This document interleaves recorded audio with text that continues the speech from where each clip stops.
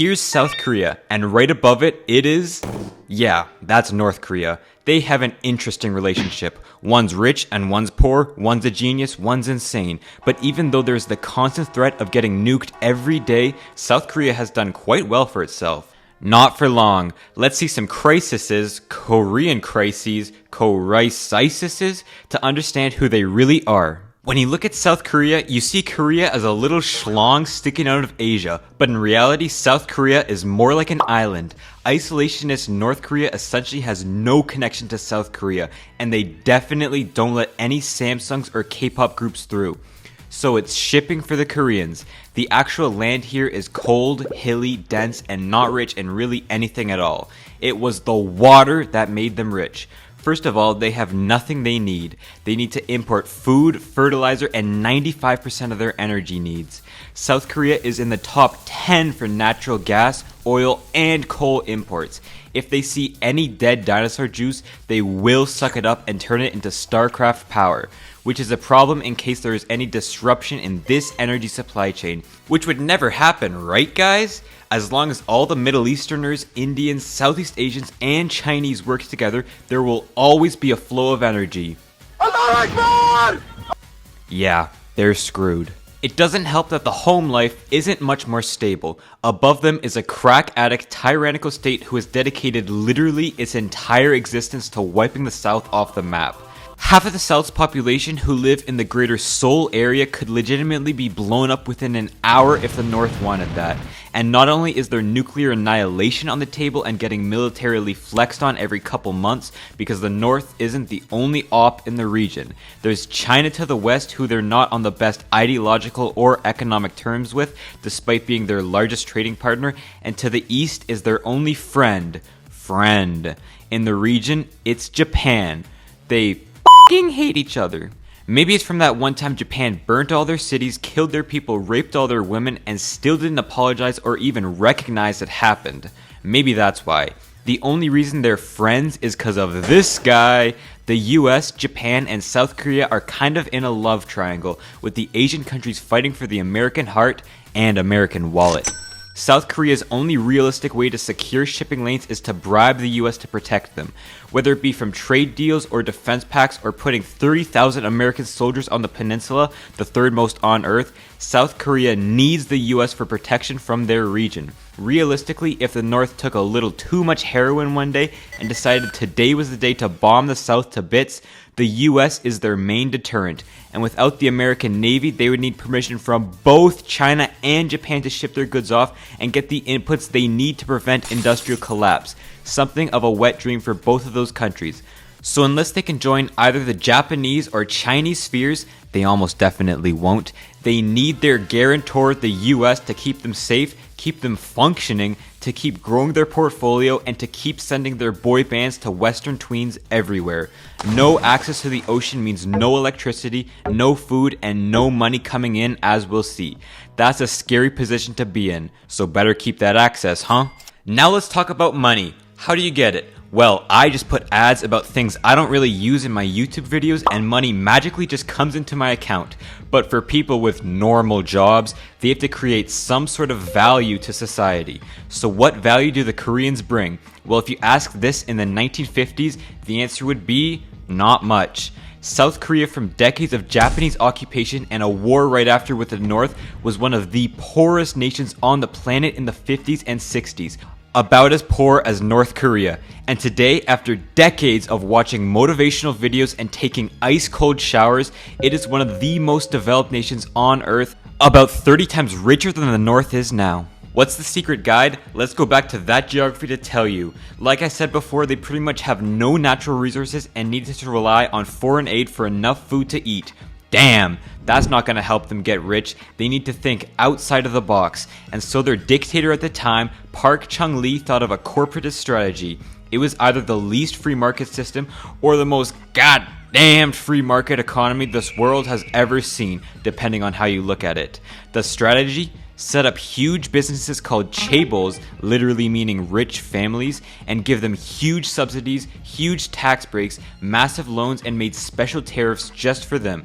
Gee, sounds a bit unfair, right? Yeah, it does, but they weren't meant to compete inside of South Korea, they were meant to compete globally. The point of the chaebol was to export as many finished goods as humanly possible. It started off with them exporting things like steel and chemicals, but as the South Koreans invested more into education, aka making their kids cram 12 hours of knowledge into a day, they obviously got a little bit smarter and it evolved into exporting high-tech items like cars, phones, and TVs.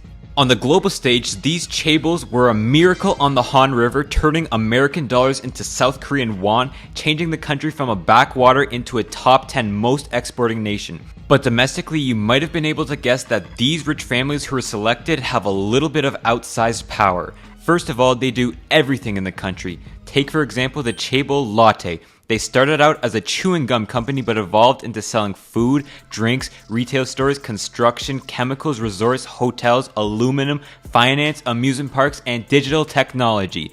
Talk about monopoly, and they're still only the 5th largest chaebol. Almost everything needed to run the country comes from a conglomerate.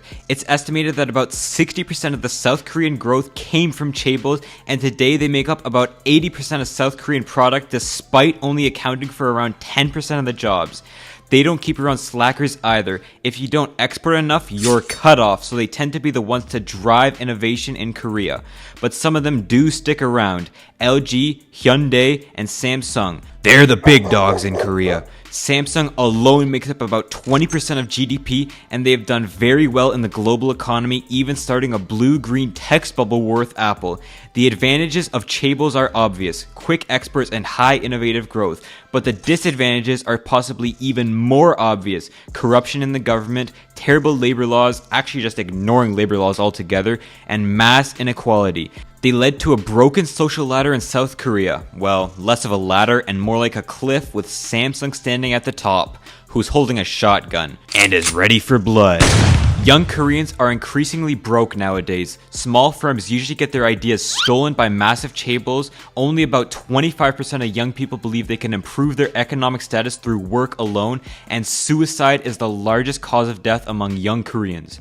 No wonder the most popular show of 2021 was about South Korean wealth inequality.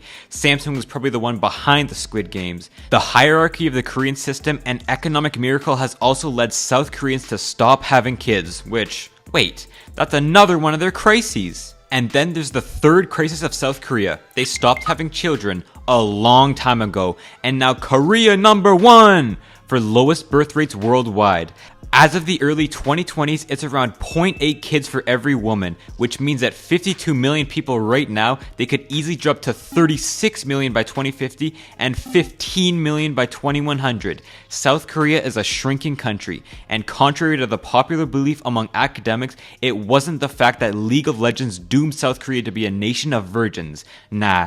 It's more complicated than that. There's the geographical explanation, where these mountains force the small country of millions to get cozy in small pockets of flat land to build their farms and cities. If you look at the actual density map, the Koreans love to crowd together, limiting precious space. There's the industrial explanation, where the more industrial the country is, the more urban it is, and the more people live in tiny boxes rather than on sprawling rice paddies. Can't really raise kids here, huh? And then there's the economic explanation. Because the miracle brought long and hard work hours, having a culture of going out with the company for drinks after the day is over, and a culture of working on the weekends like usual, the workers of South Korea just don't have time to raise kids.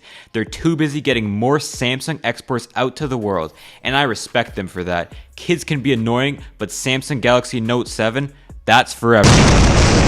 It turns out though that a lack of workers to aid elders though might not be the best for prosperity. 40% of the population is expected to be made up of senior citizens by 2060, and South Korea is going to have the highest elderly dependency ratio on earth.